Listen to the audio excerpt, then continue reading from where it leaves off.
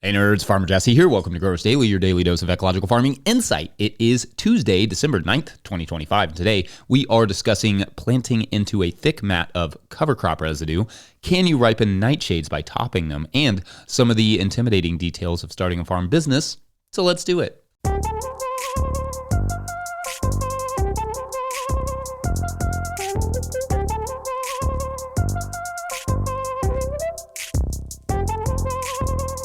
All right, everyone, welcome to Tilth Tuesday. Every Tuesday this year is brought to you by our friends at Tilth Soil, and it's officially their pre-sale season for 2026. So check that out at tilthsoil.com/farmers to get a pretty sweet deal on potting mix for next season. Link will be in the show notes.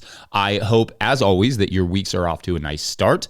It was nice but cold yesterday. It was a little snowy, so I mostly worked on paperwork indoors, and I cleaned out a closet, so that was not very farmy, but very fun. And then in the afternoon, harvested about 30 more pounds of lettuce for an order that we have going out this week. We will likely be wrapping the growing season up next week to concentrate on the next season, ordering seeds, garden planning, all the things that one must do to keep farming. But the lettuce has been cruising so far into the winter. I have seen a little bit of lettuce drop in our tunnel, though, and that can turn things sour in a flash. Maybe more on lettuce drop later, though, because that is a big issue in winter growing. But let us know how your winter gardens are going, and loved seeing those 20-second farm video clips yesterday, you all. Please continue to send those to farmermike@notillgrowers.com. All right, so yesterday we talked about some things to know when planting into thick compost mulch, but now how about we focus on some tricks and considerations for planting into a thick cover crop mulch. Luckily, we did that whole segment last week too on cover crop mulching, but what we haven't really done yet is talk much about how to actually get a crop into that mulch. So envision it with me. It's early summer. Your cover crop is down in a thick mat that looks and smells like gold, although I've never actually smelled gold. I'm just assuming there. And you have a bunch of tomato plants to get planted. What now?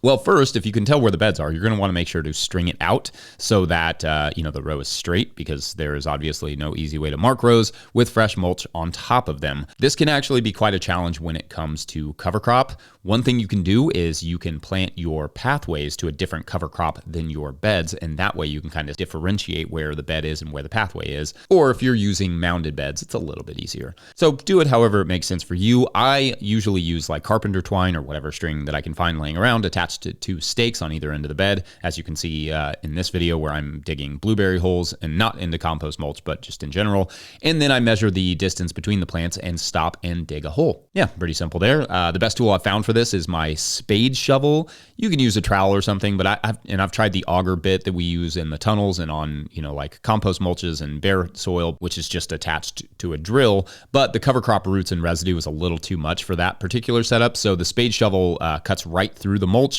and it's easy to cut a nice 8-inch or so diameter hole for your nice large tomato transplant. Anyway, yes, you dig a hole, pretty straightforward there. But I also make sure to mix in some nice compost and with the soil in that hole to get the tomatoes or peppers or whatever off to a good start, because the cover crop can be a little slow and stingy with the nutrients at first. Then I cover the soil block, obviously, and because I brought up a little new soil, if I have any supplementary mulch handy, I will also add that around the plants, because, weeds in bare soil is one thing because you can just cultivate them with a hoe. Weeds in a mulch are a whole other, because they, all have to be pulled by hand. There's no easy way to cultivate them. Anyway, like I said, to dig the hole, a shovel or trowel will mostly do it. Sometimes if the soil feels really cool, as is the case under the cover crops, it's worth leaving the holes open in the sun for the day, just so the plants don't go into really cold soil. Like basically you just have an open hole. Kind of warms up just a little bit. You set the plant in there and it's not going in directly into super cold soil. That'll help get it a good start. If you put tomatoes into really cool soil, like we've done it after a cover crop before, they will kind of slink off a little bit. They'll look rough. And that's partially just because the cover crop, kept that soil so cool for so long. Then, of course, once you get them in the soil, it's just about staking them and moving on. So if that's it, Jesse, why are we wasting a segment on this? Well, the other side of this, planting into cover crop thing is seeding. Are there any good seeding options for, say, corn, beans, etc. on a small scale? Yes and no. It just depends on what scale you're working with here, and of course your budget. There are a few seeders out there that can drill directly into thick mulch, but they mostly have to be imported. The double disc opener that I use on the Jang is not adequate for this, so I wish it was. That would be amazing. It just is not a heavy enough machine or a strong enough machine to bust through like thick cover crop. The big guys will often use a slicing mechanism that looks like that double disc opener that essentially cuts right through the mulch and drops seeds in behind. But like on a small sort of micro scale, it's harder to find such an option. One, because you need a lot of weight for it to work, like to push through that mulch, weight like a tractor. And two, because, nobody really makes these things because there just isn't a huge market for seeding into cover crop mulch on a human scale. There's just not a ton of us doing that. One option is simply digging a furrow through the mulch, which is not easy, but it can be done, and sowing something and then covering that back with the mulch. And that would work for anything from beans and peas and that sort of stuff, but also to maybe like garlic.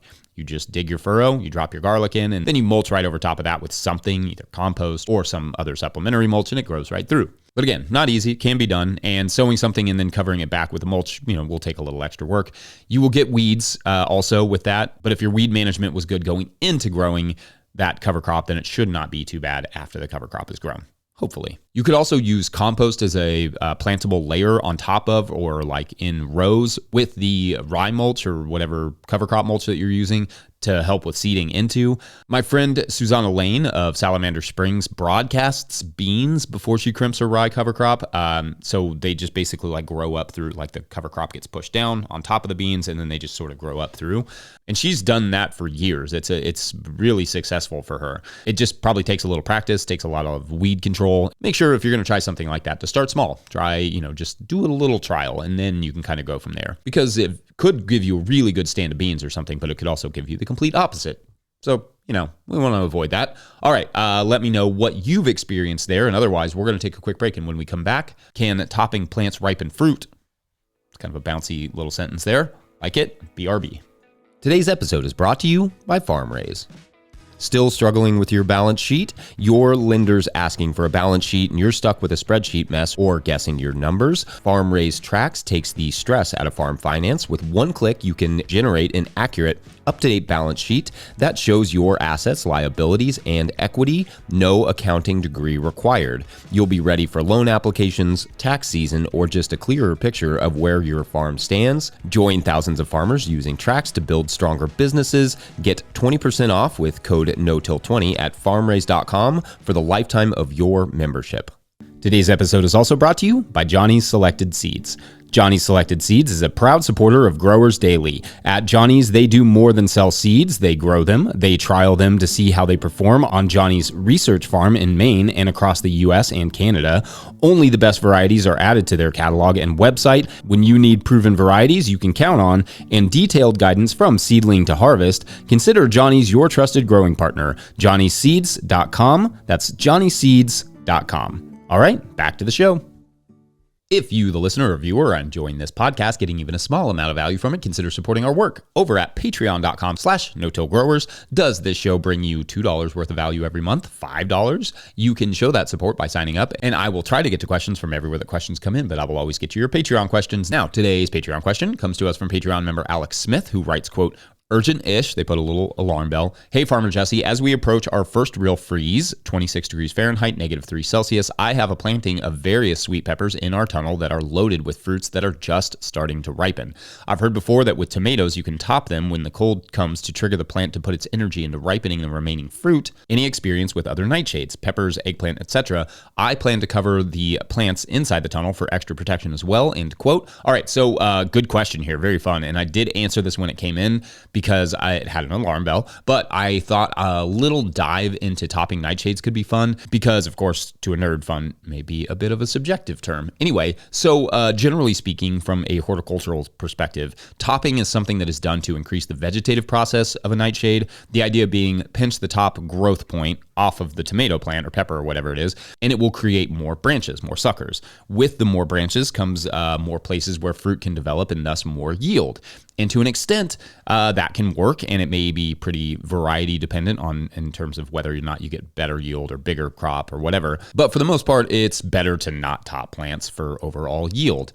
The question of whether or not it will ripen the fruit faster in cold times of the year is, well, it's not super clear because there are just two really big factors there, the topping and then the cold. I spent way too much time trying to understand what the science says about this, and I don't know that I really got all the answers or got the best answer, but by and large, it does seem that topping any of the nightshades around the end of the season will not necessarily speed them up, though that will be dependent on the variety and what the weather is like after that cold snap, etc. Ripening generally requires heat, ethylene gas produced by the plant, and sunlight, and for the fruit to be mature to switch from a partial photosynthetic state, that's like green with chlorophyll, to a ripening state, red or whatever the color may be, with carotenoids and other chemicals involved. However, cold temperatures can cause a nightshade plant to put its energy into generative growth, that's fruit growth, instead of vegetative growth, that's greenery, which makes sense, right? The plant is sensing the season is about done, so it makes sure its progeny are set up. It's the plant version of, writing a will. So this combination of topping right around a cold snap could have some interesting effects, but I don't know for sure.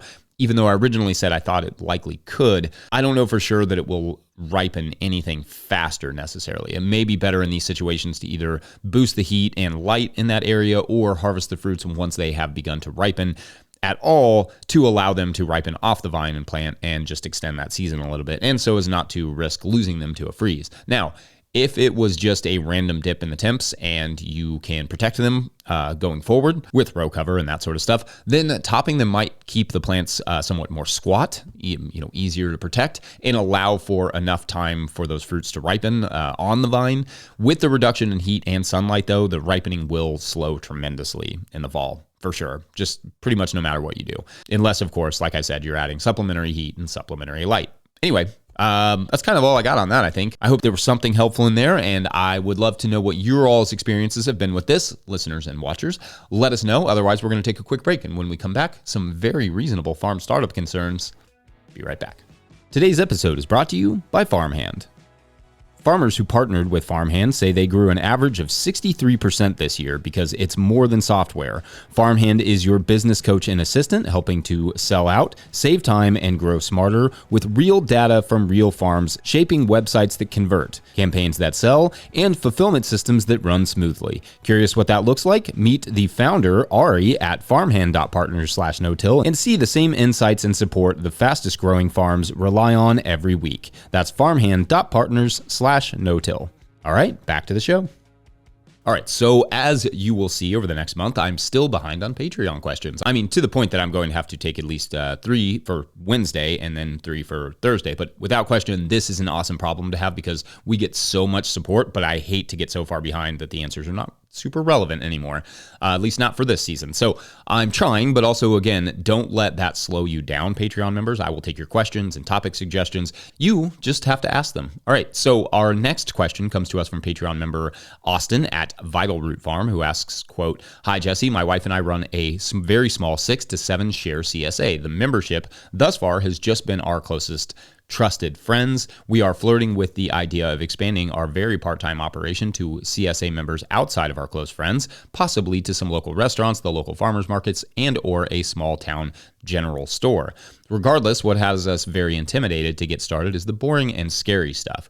1, insurance. What do we really need, and is the cost a barrier to entry? 2, food safety. Do we need certain certifications or inspections to sell to restaurants and etc.? 3, starting a business/LLC, possibly having part-time employees, payroll, taxes, deep breaths. I am a biologist by training and occupation, so I have zero background in any of this. And for what it's worth, we aren't organic certified and probably would only take in a few $1,000s a year at first. All thoughts and direction are appreciated. You inspire us," end quote. All right, so great questions here, and I feel you referring to it as the boring and scary stuff. I feel that way about it too, and also good on you to be thinking about it, because starting a farm is just starting a business. It's all it is, and all businesses are loaded down with lots of stuff that isn't just, in this case, growing the food. All of these things have to be taken into consideration. A lot of people learn about them way too late or put energy into thinking about how to manage them. All right, so I think starting with friends and or family in the CSA realm is generally a great way to break into this business because they will be more forgiving, and joining your CSA is an easy way for family and friends to support you. Anyway, let's take each question on its own. First, what do you need in terms of insurance? Well, in the US, you should probably be registered as an LLC or limited liability company. That is its own sort of form of insurance because it takes the liability off you personally and puts it on the business. If you are doing a farmer's market, you will need some sort of farmer's market insurance. Most markets require it. I don't know offhand what that costs anymore, but it probably varies state by state depending on how much you want or need. If you have employees, you will likely need workers' comp insurance and commercial vehicle insurance if you're doing deliveries, like if you're having your employees run the deliveries for you. If you are having customers regularly out at the farm, you might want insurance for that as well. Mostly the LLC will have your back, but obviously there are some other factors that could add to it. It's not a barrier to entry really, but it will have to be factored into your budget. Question number 2 is about food safety certification. So that depends. Some restaurants and retailers will require GAP certification, Good Agricultural Practices, GAP. Most will not. However, once you sell over $25,000 of produce, you will start to fall under what's called FSMA, Food Safety Modernization Act, which has some additional requirements, but is pretty common sense stuff. Note taking and using proper storage and sanitation, etc. Many small growers are exempt from this, and you will just have to read the FSMA guidelines to figure out if that is you. But again, it's not super complicated. And 3, yes, the employees' payroll taxes stuff is daunting. You know, when we had employees, we always just use QuickBooks to handle basically all of that. They have services where they will do the payroll for you. You just have to submit it, and then they'll take out the pay and the proper taxes and all that stuff. It does come with a cost, which sucks for a small business with tight margins, and you may have to do some math to figure out where the right employee to expense ratio is for you. But it does take a lot of the weight off. It also depends on how much they're going to be working. Like if you're just hiring them for harvesting and stuff, you can treat that as like more of a contractor business, and you don't have to do all that necessarily, like do all the same tax stuff. You can also just hire somebody to do all this work, all this like office work. And in fact, there is a good article. Let me see if I got it right here. It's right here. A good article in this month's Growing for Market magazine by Rebecca Kutzer-Rice about hiring someone for the bookkeeping that you should read if you get a minute. Growing for Market has been a sponsor in the past. They're not a sponsor currently, but this magazine's great. I've been reading it for, 16 years now. Invaluable resource. That article is really good, and it's just about hiring a bookkeeper. And also, we get a regular quarterly reminder from the state of Kentucky about paying our taxes, so that usually is fairly straightforward. They send us an email, but it does have to get done. So yeah, starting a business can be a bit technical in that way, so it's good to follow all the guidelines of your state as closely as possible so you don't wind up paying penalties. Anyway, I'm sure there are better options than QuickBooks for payroll and etc. And I'll let the comments section flesh that stuff out for you. But great questions, and otherwise, we're done here, I think, Tilth Tuesday. Don't forget, No Till Growers is now officially a nonprofit 501c3, so donations are tax deductible and greatly appreciated. We are headed towards the end of the year, so you may need that little bit of tax break. You can do that with us. Learn more about how to do that in the show notes. Please make sure to like and subscribe and or follow wherever you're getting this podcast. That's an easy way to help us out as well. Enormous thank you to all of our show sponsors. And if you'd ever like to sponsor the show, you can reach out to Farmer Michelle at notillgrowers.com. Huge shouts to Willie Breeding for the theme music, Mike Hilbert for the production help and editing, and my wife Hannah for everything, absolutely everything in the world. Also, shouts to Epidemic Sound for the background music that you can hear. Pick up a hat, this one, or a copy of my book, The Living Soil Handbook, at notillgrowers.com to support our work. And maybe if you need a holiday gift, that could be an option. Big thank you to everyone over at patreon.com/notillgrowers, where at a certain level, or if you just bump up from one level to another, or you sign up in the month of December, you get a shout out on the show. So big shout outs today too. Lots of big shout outs. This is our pollinators list. Steel Road Farms, Chris Main, Richard Gould, Norskgard Farm, Sue Rowland, Thomas Van Wart, Tyler Lloyd, Andrea Fronti, Tossman, Cedric Reed, DP, Kat Brannigan, Little Row Farms, Hank Zecca, Ashley Sharp, Joe Crosby, Madison, Scott Roser, Laura Britton, Alberto Diaz, Peter Broad, Jason Ruel, Earth Care Farmer Jane Murner, Derek Page, Meredith Light of Granite Springs Farm, Grown Up Farm, Bob and Ann Patton of Hexhamshire Organics, Jared Kirst of Rivendell Farm, and Fiona and Donnie of Firefly Farm. I mean, so many of these people have been supporting us for since 2019. A lot of these guys. This is amazing. So shouts to you all. All right, so Our hero this week is Sleeves, a tough 11-year-old out of New York with a green heart who just wants to garden. Anyway, there are a few community gardens in his borough within walking distance, but none that had any space for Sleeves to grow anything. And honestly, they were like 11-year-old, come on. And there were no, like, obviously nearby farms around the city, at least not that could take on an 11-year-old. It was feeling a little bit hopeless, but walking down the street one day, he noticed a guy wheeling a cart of plants down the road. And he asked him, like, where was he going with all those plants? And the guy smiled. I'm gardening, kid. Where? Sleeves asked. The man looked around. I mean, wherever I want. Want to help? And that is for tomorrow on Madison Square Garden, but literally. Yeah, that works. All right. Thanks for watching and/or listening. We will see you then. Bye.